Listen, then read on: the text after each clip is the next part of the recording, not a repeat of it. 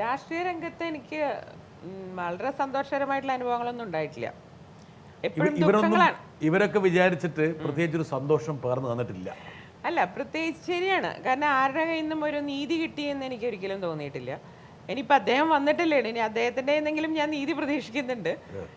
പക്ഷെ പൊതുവെ രാഷ്ട്രീയത്തിൽ എന്താ പറയേണ്ടത്, എവിടെയൊക്കെയോ എനിക്ക് തിരിച്ചടികൾ നേരിട്ടിട്ടുള്ള ഒരാളാണ് ഞാൻ. പക്ഷെ അതെല്ലാം ഉള്ളിൽ ഒതുക്കും. ആരോടും ഞാൻ സങ്കടം പറയാറില്ല. ഞാൻ എപ്പോഴും ഒരു പ്ലസൻ്റ് ആയിട്ടുള്ള നേച്ചറാണ്. എല്ലാവരും ചോദിക്കും എങ്ങനെ അങ്ങനെ ചിരിച്ച് കളിച്ചിരിക്കാൻ പറ്റണേന്ന്. ഇതൊന്നും വലിയ കാര്യമായിട്ട് ഞാൻ കണ്ടിട്ടില്ല എന്നുള്ളതാണ് വാസ്തവം. കാരണം എൻ്റെ അച്ഛൻ്റെ ജീവിതത്തിൽ നിങ്ങൾക്കൊക്കെ അറിയാം, ഞാൻ ജനിക്കുമ്പോഴേ അച്ഛൻ MLA ആയിരുന്നു. പിന്നെ ഞാൻ മുഴുവൻ കണ്ടിട്ടുള്ള ഉയർച്ചകളും താഴ്ചകളുമാണ്. അപ്പോൾ പദവികളിലൊന്നും വലിയ കാര്യമൊന്നുമില്ല. കാരണം എന്ന് പദവിയിൽ നിന്ന് താഴെ ഇറങ്ങണം അപ്പം ചവിട്ടാൻ നിൽക്കും ആൾക്കാർ. വളരെയധികം മാനസികമായിട്ട് കുത്താനും ഒക്കെ നിൽക്കും. അത് ഏറ്റവും കൂടുതൽ അറിയാവുന്നത് ഒരുപക്ഷെ പത്മജിക്ക് ആണ്. അതുകൊണ്ടാണ് ഏറ്റവും കൂടുതൽ കുത്ത് ഏറ്റുവാങ്ങിയത് ലീഡറാണ്. അതെ അതെ. പക്ഷെ എനിക്ക് അതിൽ കൂടുതൽ സ്നേഹവും ഇതും ആൾക്കാരുടെ കയ്യിൽ നിന്ന് കെ കരുണാകരൻ്റെ മകൾ എന്നുള്ള എനിക്ക് കിട്ടുന്നുണ്ട്. പത്മജായ സുധീരൻ ചോദിച്ച രണ്ട് ചോദ്യം. ഒന്ന്, ഏറ്റവും കൂടുതൽ ആഹ്ലാദം തോന്നിയ ഒരു മുഹൂർത്തം ഏതായിരിക്കും? രാഷ്ട്രീയത്തിലോ? രാഷ്ട്രീയത്തിൽ അല്ലെങ്കിൽ ജീവിതത്തിൽ? അച്ഛൻ്റെ കേസ് ഒരു പൊതുപ്രവർത്തക എന്ന നിലയിലല്ലേ ഇപ്പം പത്മജ അറിയപ്പെടുന്നത്. അതെ അതെ അതെ. അപ്പൊ ആ രീതിയിൽ ആ അർത്ഥത്തിൽ ഏറ്റവും സന്തോഷം തോന്നിയത് എപ്പോഴായിരിക്കും? അല്ല, ഇപ്പം എനിക്ക് പാർട്ടിയിലൊരു സ്ഥാനം വേണം. കാരണം എൻ്റെ അടുത്ത് KTDC ചെയർപേഴ്സൺ ആവണമെന്ന് ആദ്യം ചോദിച്ചവരാണ് അവർ. അപ്പോൾ ഞാൻ പറഞ്ഞു എനിക്ക് താല്പര്യമില്ല, എനിക്ക് പാർട്ടിയിൽ എന്തെങ്കിലും ജനങ്ങളായിട്ട് അടുത്ത് ഇടപഴകണമെങ്കിൽ എനിക്ക് പാർട്ടിയിലൊരു സ്ഥാനം വേണം. പക്ഷെ അത് ഹൈക്കമാൻഡ് അംഗീകരിക്കുകയും എനിക്ക് പാർട്ടി ജനറൽ സെക്രട്ടറി സ്ഥാനം തരുകയും ചെയ്തപ്പോൾ എനിക്ക് സന്തോഷം തോന്നിയ നിമിഷമാണ്. വളരെയധികം ദുഃഖം തോന്നിയ ഒരു നിമിഷം? ദുഃഖം തോന്നിയത് അതിനായിരിക്കും ഏറ്റവും കൂടുതലുള്ളത് അല്ലേ? ഏതാ? അതാണ് അതൊന്നും പറയാൻ പറ്റില്ല. കാരണം തുടക്കം തൊട്ടേ എന്നും സങ്കടങ്ങളാണ് രാഷ്ട്രീയത്തിൽ. പലപ്പോഴും എനിക്ക് തോന്നിയിട്ടുണ്ട് എനിക്ക് ഉള്ള കഴിവനുസരിച്ചുള്ള എനിക്ക് ഇവരൊന്നും തന്നിട്ടില്ല എന്ന്. പക്ഷെ എനിക്കൊരു പ്രതീക്ഷ എനിക്കുള്ള എന്നായാലും കിട്ടും. അങ്ങനെയൊന്നും മാറിപ്പോകാൻ പറ്റില്ല.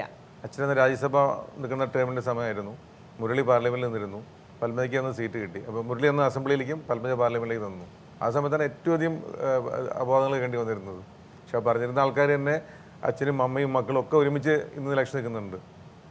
തീർച്ചയായിട്ടും ഒരു ബാധ്യതയായിട്ട് തോന്നിയിട്ടുണ്ട്. അത് അച്ഛനോട് സ്നേഹക്കുറവുകൊണ്ടല്ല, അച്ഛനോട് സ്നേഹം വെച്ചിട്ട് തന്നെ പറയാണ്. അച്ഛൻ്റെ മകൾ എന്നുള്ള നിലയ്ക്ക് പലപ്പോഴും തടയപ്പെട്ടിട്ടുണ്ട്. രണ്ട് മക്കൾക്ക് കൂടി ഒരുമിച്ച് കൊടുക്കാൻ പറ്റില്ല, 3 പേർക്ക് കൂടി ഒരുമിച്ച് കൊടുക്കാൻ പറ്റില്ല, ഒരാൾക്കേ കൊടുക്കാൻ പറ്റുള്ളൂ. അങ്ങനത്തെ ഒരു സന്ദർഭങ്ങൾ ഞാൻ പലപ്പോഴും കണ്ടിട്ടുണ്ട്. പിന്നെ ഞങ്ങൾക്കാണ് ഏറ്റവും കൂടുതൽ കല്ലേറ് കിട്ടിയിട്ടുള്ളത് തുടക്കത്തിൽ. പിന്നെ വരുന്നവർക്കൊക്കെ സുഖമായിട്ടുള്ള, ഞങ്ങൾക്ക് കല്ലേറ് കിട്ടി ഞങ്ങൾ ക്ഷീണിച്ചവിടെ കിടന്നപ്പോൾ ബാക്കിയുള്ളവരൊക്കെ സുഖമായിട്ട് കയറിപ്പോയി. പക്ഷെ ആദ്യം തുടക്കത്തിൽ ഞങ്ങൾ വന്നുകൊണ്ടായിരിക്കാം ഞങ്ങൾക്കാണ് ഏറ്റവും കൂടുതൽ ബുദ്ധിമുട്ടുകൾ നേരിട്ടിട്ടുള്ളത്. പത്മജ, ഒരുപക്ഷെ കേരളത്തിൽ ഇത്രത്തോളം വിമർശനത്തിന് വിധേയരായിട്ടുള്ള വേറെ ആൾക്കാരുണ്ടാവും. അതിപ്പം സിനിമ എടുക്കാം, ടെലിവിഷൻ എടുക്കാം, പത്രം എടുക്കാം, വാരികൾ എടുക്കാം, സോഷ്യൽ നെറ്റ്വർക്ക് എടുക്കാം.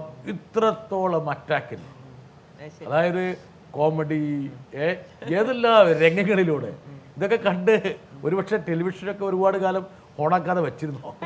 ഒരിക്കലും ഇല്ല. അതാണ് ഏറ്റവും രസം. ഞങ്ങൾ ഇതൊക്കെ എൻജോയ് ചെയ്തിരുന്നു. എൻ്റെ അച്ഛൻ പറഞ്ഞു തന്നൊരു കാര്യമുണ്ട്. രാഷ്ട്രീയത്തിലൊക്കെ ആണെങ്കിലും ഏത് ഫീൽഡിലാണെങ്കിലും പോസിറ്റീവ് ആണെങ്കിലും നെഗറ്റീവ് ആണെങ്കിലും നമ്മളെപ്പറ്റി പറഞ്ഞുകൊണ്ടിരുന്നാലേ നമ്മൾ ലൈം ലൈറ്റിൽ ഉണ്ടാവുള്ളൂ എന്ന്.